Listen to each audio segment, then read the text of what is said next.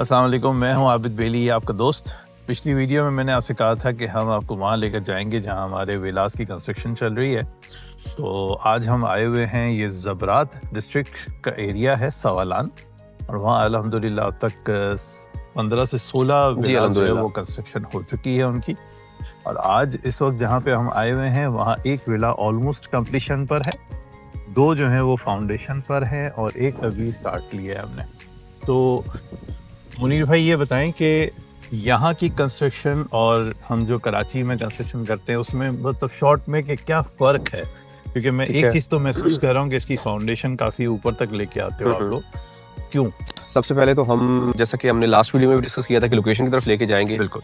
तो ये लोकेशन हमारी जो है, यहाँ पे हमारे 4 घर, जैसा कि आपने बताया, ये फाउंडेशन इसकी कंप्लीट हो चुकी है। इसमें थोड़ी सी अमेंडमेंट्स थी, तो वो अमेंडमेंट्स अभी हम कर रहे हैं। ठीक है। तो ये बेसिकली 1.5 मीटर की हाइट है, तकरीबन 1.5 मीटर का मतलब ये कि तकरीबन 4.5 फुट 5 फुट की हाइट बनती है जो हम जमीन से उठाते हैं। ठीक है। सबसे पहले जैसे हमने ये घर डिग किया है, हाँ। तो इसको डिग करते हैं, इसकी डिगिंग के बाद इसमें हम कंक्रीट डालते हैं, तो लेवल पे लेके आते हैं। मतलब ये कि तकरीबन कोई 1.5 फुट की ये डिगिंग होती है, फिर उसके बाद ये 5 फुट की जो है वो हाइट होती है। ठीक है। अब ये जो आप देख रहे हैं ये मट्टी डली हुई है। हाँ। इसमें ये भरती है जिसको हम कहते हैं, ये हमने फिलिंग इसकी की हुई है। तो ये तकरीबन है हमारी कोई 80 सेंटीमीटर की। 80 सेंटीमीटर। ठीक है। मेरे ख्याल में हम परसों आए थे। जी परसों आए थे। परसों मैं इस जगह पे जब आया था तो ये कुछ भी नहीं था, और यहाँ पर पूरी ये भराई की है इन्होंने 80 सेंटीमीटर। 80 सेंटीमीटर। और उसकी रीजन ये है कि आपको पता है कि स्नो फॉलिंग हो रही थी, तो थोड़ा सा जो है वो गीला हो गया था हमारा ग्राउंड लेवल, तो उसको हमने फिर जाहिर बात है फिलिंग भी करनी थी। तो हमने फिलिंग इसलिए की, जाहिर बात है कि कंक्रीट का वर्क होना है। हाँ। तो ये जो हम तकरीबन 5 फुट की हमने हाइट की है, ये बेसिकली इसका ग्राउंड लेवल है, जमीन से 5 फुट हाइट उठाई है। अब इसमें हम फिलिंग करेंगे। ठीक है। इसमें हम एक खास किस्म की जो होती है वो रेत, उसको आप कह सकते हैं, जो मिक्सचर होता है वो डालते हैं, जो कि मॉइस्चर को जो है वो ऑब्जर्व करने की उसमें कैपेसिटी होती है। तो वो करने के बाद फिर इसके ऊपर हम स्टील की लेयर डालेंगे। स्टील की लेयर के बाद फिर इसके ऊपर हम कंक्रीट डालेंगे, और फिर इसके ऊपर हम हीटिंग सिस्टम इंस्टॉल करेंगे, और फिर उसके बाद इसके ऊपर जो है वो फ्लोरिंग करने के बाद इसको हम फ्लोर से ऊपर लेके तरफ जाएंगे। ठीक है, जैसे कि ये विला। जी बिल्कुल। अब बेसिकली आपने जो फर्क की बात की है, तो यहाँ पे सबसे पहला फर्क, वाजिया जो फर्क है वो है हमारे स्टोन का है। हम वहां पे ब्लॉक यूज करते हैं, यहाँ पे हम स्टोन यूज करते हैं।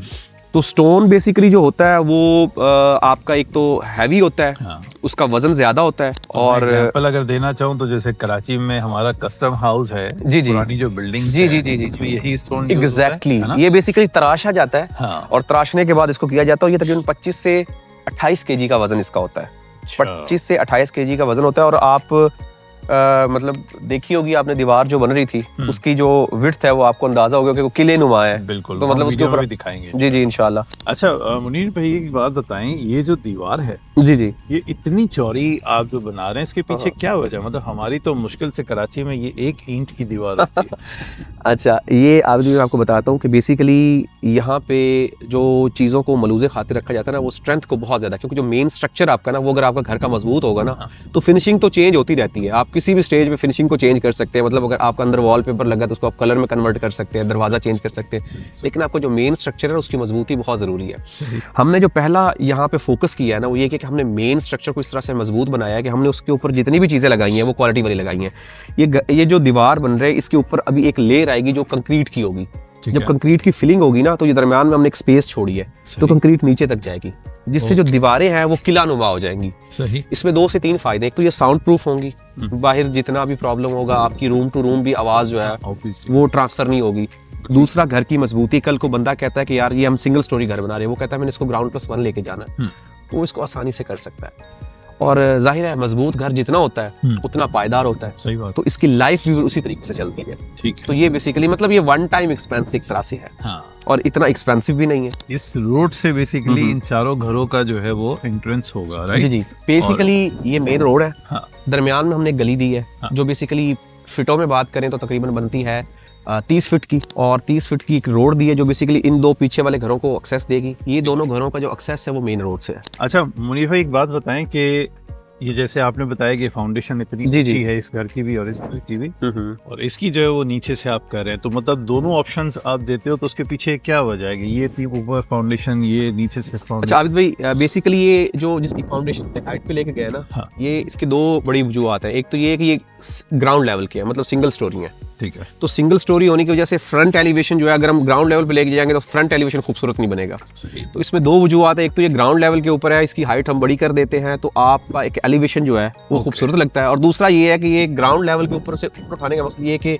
आपका घर जो है वो थोड़ा सा हाइट के ऊपर हो और स्नो फॉलिंग में आपको किसी किस्म की प्रॉब्लम ना हो। बिल्कुल ठीक है। अब ये जो घर है ये हम ग्राउंड +1 का बना रहे हैं, डबल स्टोरी जिसको हम कहते हैं। सही। तो ये हम इसको ग्राउंड लेवल पे लेके जा रहे हैं। इसकी जो हाइट है हमने वो 2 फीट की हुई है, ठीक है। मतलब आधे से भी कम है, ठीक है। 2 फीट की हाइट से हम इसको ऊपर उठाएंगे। ओके। तो हम कर सकते हैं, आप अगर ग्राउंड लेवल से कहते हैं या आप हाइट से ऊपर कहते हैं तो डजंट मैटर, सही। हम दोनों चीजों को कर सकते हैं, उसमें कोई रिस्ट्रिक्शन या कोई प्रॉब्लम नहीं है, और- बस उसकी अप्रूवल लेनी पड़ती है कि आपने किस तरह से कंस्ट्रक्शन करनी है। अच्छा, और यहाँ पर ग्राउंड +1 मैक्सिमम अलाउड है या ग्राउंड +2? घर की जो आप कैसे रेजिडेंशियल की है वो आप 17 मीटर से ऊपर नहीं जा सकते हैं, जो आपकी हाइट की है। ठीक तो है। 17 मीटर से ऊपर अगर आप जाएंगे तो वो आपका रेजिडेंशियल एरिया नहीं रहेगा। ठीक है। तो आप अगर ग्राउंड +2 की तरफ लेके जाते तो आपको एक अप्रूवल लेनी पड़ती है, वो थोड़ी सी डिफिकल्ट होती है ग्राउंड +2 की तरफ जाए। वो बेसिकली एरिया के ऊपर मैटर करता है कि कौन से एरिया में बना रहे हैं और वहाँ पे सही। ऑलरेडी किस चीज़ की अप्रूवल है। सही। तो कुछ स्पेसिफिक एरियाज में ग्राउंड +2 की भी अप्रूवल है, सही। लेकिन ये कि जो आप कह सकते हैं कि नॉर्मली जो घर बनते हैं वो ग्राउंड +1 के ही बनते हैं। वैसे ये जो चारों घर हैं माशाल्लाह से, तो ये कौन सी कंट्रीज के क्लाइंट्स हैं आपके? अच्छा, ये हम बेसिकली एक कह सकते हैं कि ऐसे मुल्क में घर बना रहे हैं जहाँ पे मल्टी नेशनल कंपनी, मतलब डिफरेंट कंट्रीज से लोग जो है वो यहाँ पे आके घर बनवा रहे हैं। मतलब यहाँ पे 4 घर बना रहे हैं। हाँ। इसमें 3 घर पाकिस्तानी के और एक इंडियन का है। वाह, क्या तो हमने इंडियन पाकिस्तानी जो relatively बॉर्डर्स है वो कम। खत्म कर दिए हैं। क्या बात है, जबरदस्त। जी जी तो अब हम ये जो हमारा कंप्लीशन वाला घर है इस तरफ जी। भी चलते हैं। जी जी। अगर यहाँ से स्टार्ट करें तो यहाँ पे अभी इसके अंदर फिलिंग होगी। ठीक है। ये जो नीचे वाली आपकी सीढ़ी है ये यहाँ तक फिल होगी। अच्छा, ये लेवल ठीक है, ये लेवल आएगा ठीक है। क्योंकि इसके ऊपर हमने जो बारिश का पानी उसका जो है वो निकास उधर से करना। दरवाजा इसका जो है वो लग गया, मेन गेट, गाड़ी की पार्किंग है आपकी। ये वाला फ्लोरिंग प्रॉपर, ये फ्लोरिंग होगी, राइट? फ्लोरिंग टाइल बहुत कमाल की टाइल लगेगी। ठीक यहाँ पे एक अगलाए स्टोन होता है यहाँ पे, जो बेसिकली पत्थर को काट के उसकी फ्लोरिंग की जाती है, जैसे मार्बल होता है। तो वो हम इन फ्लोर इसके ऊपर लगाएंगे और ये टेरेस के ऊपर हम वो वाला स्टोन यूज करेंगे इंशाल्लाह।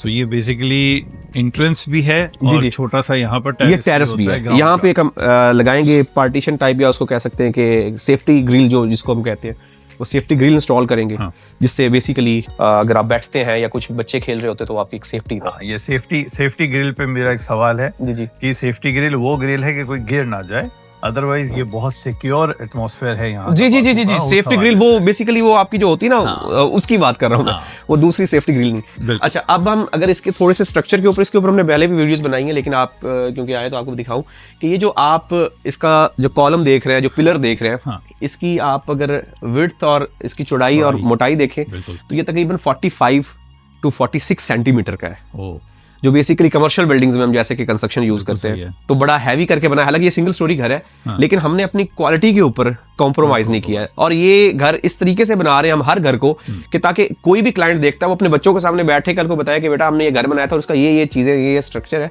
तो सब चीजें उसके पास रिकॉर्ड हो। इसी तरीके से हम अगर हम बीम्स की बात करें तो ये बीम्स आप इसी थिकनेस चेक कर सकते हैं। तो ये वो सारी चीजें हैं जो कि डिटेल्ड बताने का मकसद ये है कि एक घर जो आप खुद बनवाते हैं हाँ। उसमें क्या क्या चीजें हम आपको प्रोवाइड कर रहे हैं और उसमें क्या क्या क्वालिटीज हम दे रहे हैं। तो हम बेसिकली घर जो है वो अपने क्लाइंट के लिए ऐसे बनाते हैं जैसे हम अपना घर बना रहे हैं, और हम इसी तरीके से उसको प्रोवाइड करते हैं कि ताकि वो जब उस घर में रहे तो वो मुतमिन रहे। क्योंकि घर हमेशा आप हर रोज तो नहीं बना सकते ना, आपकी लाइफ टाइम की सेविंग होती है। इसी तरीके से हमने हर एक चीज को प्रॉपर जो है ना वो कस्टम मेड बनाया है, कस्टमाइज करके कि वो अपनी हर एक चीज के साथ रिलेट करे। उसकी जो हमने प्रॉपर इसकी एक 3D ड्राइंग्स बनवाते हैं, फिर उसके मुताबिक घर की आगे हम कंस्ट्रक्शन करते हैं। आप अगर देख रहे हैं, आपने अभी काफी सारे घर विजिट किए होंगे, तो कोई भी ग्रिल आपको नहीं प्लास्टिक की ग्रिल्स नहीं होगी, ये हमने एल्युमिनियम की ग्रिल्स इंस्टॉल करवाई हैं। और इनका एक स्पेसिफिक डिजाइन है। मैंने बाकी जितने भी घर जी, जी, परसों जो आए थे स्पेसिफिक डिजाइन पे लोग चलते हैं, लेकिन आपने माशाल्लाह डिजाइन में भी अंदर चले और सब की हैं। अगर हम फ्लोरिंग की बात करें तो एक वुड की फ्लोर होती है और एक होती है मतलब कंक्रीटेड। तो वुडन फ्लोरिंग रिकमेंड करते हैं क्योंकि पूरे यूरोप में भी अगर देखें, जितने भी ठंडे इलाके, अमेरिका कनाडा की बात करें या जर्मनी की भी बात करें या किसी भी मुल्क की बात करें जहाँ पे स्नो फॉलिंग होती है, तो वहाँ पे वुडन फ्लोरिंग लोग इस्तेमाल करते हैं ताकि घर जो है उसका टेम्परेचर मेंटेन कर सके। तो बेसिकली इसमें भी 2 से 3 क्वालिटीज है। हम प्लाई यूज करते हैं नीचे, ठीक है, जिसकी जो लाइफ होती है वो तकरीबन 100 ईयर होती है।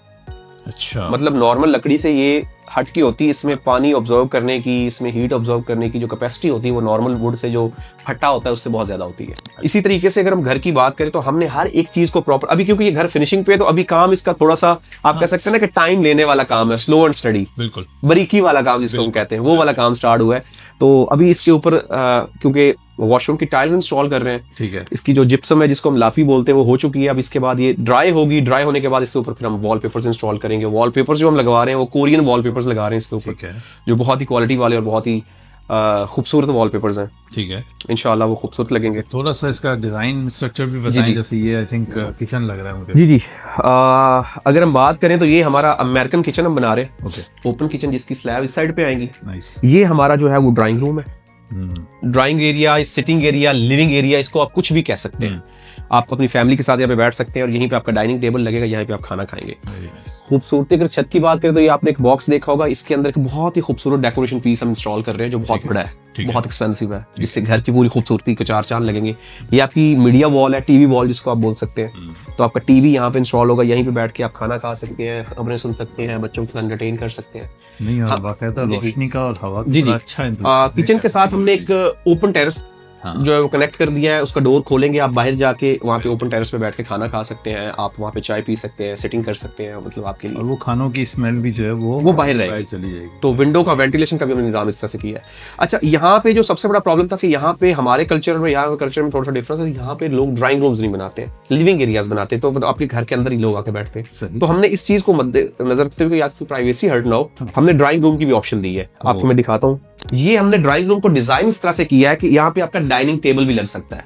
मतलब आपका कोई गेस्ट आया, आप उसको अपने घर के डाइनिंग टेबल पे नहीं लेके जाना चाहते हैं, तो आप यहाँ पे डाइनिंग टेबल लगाए।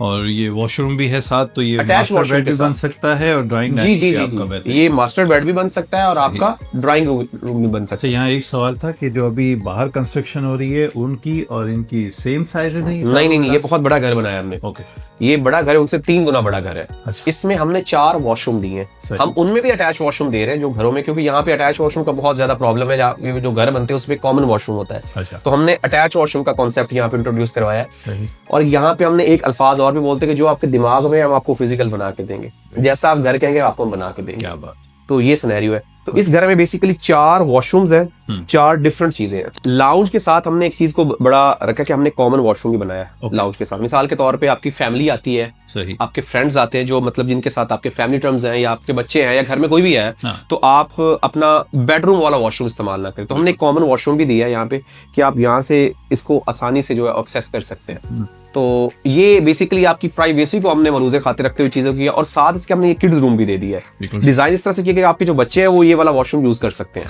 ये 2 हमने जो है ये मास्टर बेड बनाया है जो अटैच वॉशरूम्स के साथ है, जिसमें हम इटालियन टाइल यूज कर रहे हैं, जिसमें हमारी जो टाइल्स लग रही है वो मतलब बहुत क्वालिटी वाली। जी मैं आपको दिखाता हूँ। तो यहाँ पे जो टाइल्स हमारी इंस्टॉल हुई है वो इटालियन टाइल्स इंस्टॉल हो रही है, और हर वॉशरूम की एक अलग थीम है, थीम बेस्ड है बेसिकली। ये नहीं कि हमने एक ही पैटर्न जो है वो चिपका दिया पूरे घर में, तो हमने प्रॉपर थीम बेस्ड बनाया है। ये एक बहुत खुला और बड़ा कशादा जो है वॉशरूम हम दे रहे हैं, ताकि आप जो है वो आपकी जो प्राइवेसी है या आपकी जो कंफर्ट लेवल है वो डिस्टर्ब ना हो। ये टाइल्स का आपके सामने काम हो रहा है, तो ये बड़ा बारीकी वाला काम है, इसमें टाइम लगता है। तो ये इंशाल्लाह टाइल्स की कंप्लीशन के बाद हम जैसे ही हमारी दीवारें ड्राई हो जाएंगी, क्योंकि अभी स्नो फॉलिंग हो रही है, आपने भी देखा होगा, तो इसके बाद हम इंशाल्लाह इसकी फिनिशिंग की तरफ जाएंगे। मतलब इसकी वॉलपेपर्स वगैरह इंस्टॉल होंगे, फ्लोरिंग होगी, और फिर इसके बाद एंड पे इसके डोर लग के हमारा अलहमदुलिल्लाह घर रेडी हो जाएगा इंशाल्लाह। तो ये सिचुएशन है। नहीं, मुझे बड़ा एक चीज अच्छी लगी है कि हर कमरा जो है वो रोशनी और हवा का उसमें इंतजाम है, और हमारा इस वक्त ये लाउंज भी जो है जी 3 तरफ से बड़ी अच्छी रोशनी। अच्छा, अभी इसमें हमने एक चीज बहुत अहम रखी है, वो है वेंटिलेशन की। अगर आप अपना एक मेन डोर खोल देते हैं, हमने वॉशरूम में एक डोर दिया हुआ है, सही, जो बेसिकली आपकी जो ओपन स्पेस या आप कह सकते हैं कि वेंटिलेशन के लिए हमने दिया है। अगर उस दरवाजे को आप खोल देते हैं ना, तो आपको पूरे घर में पंखा चलाने की जरूरत नहीं है। वैसे भी यहाँ पे पंखा नहीं चलता, तो आपको घर में पंखा चलाने, आपका वेंटिलेशन का जो निजाम है वो बेहतरीन रहेगा। सही। ये सारी एक चीज मुझे बताएं, जैसे होटल के कमरे में मैंने एक चीज आपको बताई थी कि वो हीटर्स जो हैं, जी तो वो हर घर में जी, ये देखिए ये वायरिंग हुई है, ये बेसिकली हीटिंग सिस्टम की वायरिंग। यहाँ पे हम हीटर इंस्टॉल करवाएंगे और हीटर इंस्टॉल करवा के इसको प्रॉपर तरीके से यूटिलाइज करेंगे। तो हीटिंग सिस्टम यहाँ पे मस्ट है, क्योंकि ठंडे इलाके हैं, तो हीटिंग के बगैर आपका गुजारा नहीं है, तो हीटिंग मस्ट है। अच्छा, एक और बात बताएं कि यहाँ इलेक्ट्रिक का बिल, गैस का बिल और पानी, तो इन चीज़ों के मामलात कैसे हैं यहाँ पर? बहुत सस्ते हैं। अगर आप पाकिस्तान में लाख रुपए आपका आ रहा है ना, तो यहाँ पे आपका 18,000 आएगा, इलेक्ट्रिक 20,000 आएगा या टोटल? टोटल बिजली पानी गैस।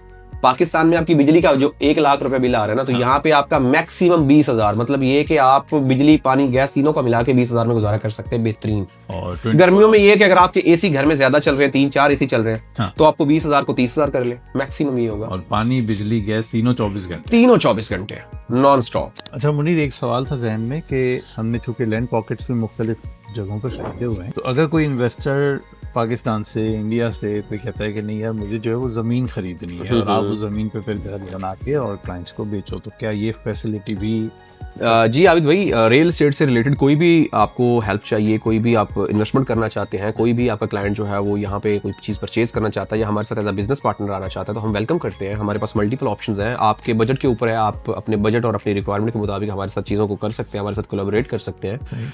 अगर आपके पास एक इन्वेस्टमेंट है और आप अपनी इन्वेस्टमेंट को मतलब ये कि एज अ स्लीपिंग पार्टनर हमारे साथ काम करना चाहते हैं, तो हम डेफिनेटली वेलकम करते हैं और हम हर तरह की चीज़ों को ऑफर कर रहे हैं। आप कोई बड़ी लैंड परचेज करते हैं तो हम उसको डेफिनेटली कंस्ट्रक्ट करते हैं, क्योंकि अलहमदिल्ला आपके सामने है कि कस्टमर्स हैं हमारे पास, चीज़ें हैं, तो हम कर सकते हैं अपने तरीके से चीज़ों को, कोई प्रॉब्लम नहीं उसमें। अच्छा, अब ये एक पॉइंट रह गया कि एक विला को कंप्लीट होने में जीरो से कितना अर्सा लगता है? आबिद भाई डिपेंड करता है, finished। हाँ, एक सबसे पहली चीज़ है कि डिपेंड करता है कि आपका साइज़ कितना बड़ा है, और दूसरी चीज़ डिपेंड करती है कि आप कैसा बनवा रहे हैं हमसे। एक नॉर्मल विला जो हम मिसाल के तौर पे ये अगर बात करें, जो 40 गज का हम घर बना रहे हैं, तो ये अप्रॉक्सीमेटली 6 महीने में घर हमारा रेडी हो जाता है। 6 महीने में हम इसको कंप्लीट कर देते हैं। अब आफ्टर अप्रूवल्स में बेसिकली 2 महीने का टाइम हमें लगता है। जो गवर्नमेंट्स में बेसिकली आपकी ड्राइंग्स हम आपके साथ डिस्कस करते हैं, ड्राइंग्स अप्रूव होती हैं, ड्राइंग्स अप्रूव होने के बाद हम गवर्नमेंट को सबमिट करते हैं, गवर्नमेंट अप्रूवल देता है, तो फिर उसके बाद हम स्टार्ट करते हैं। ठीक है, तो हम 8 महीने या मैक्सिमम 9 महीने 8 महीने अपने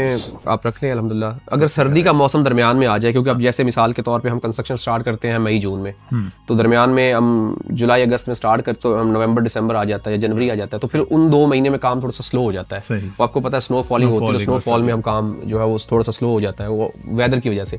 अदरवाइज गर्मियों में तो हम 6 महीने से पहले भी अल्हम्दुलिल्लाह रेडी कर सकते हैं। बहुत अच्छा लगा मुनीर भाई। अब इंशाल्लाह ताला मजीद वीडियोस के साथ हाजिर होंगे।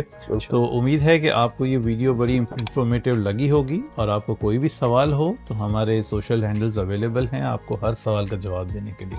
बहुत शुक्रिया।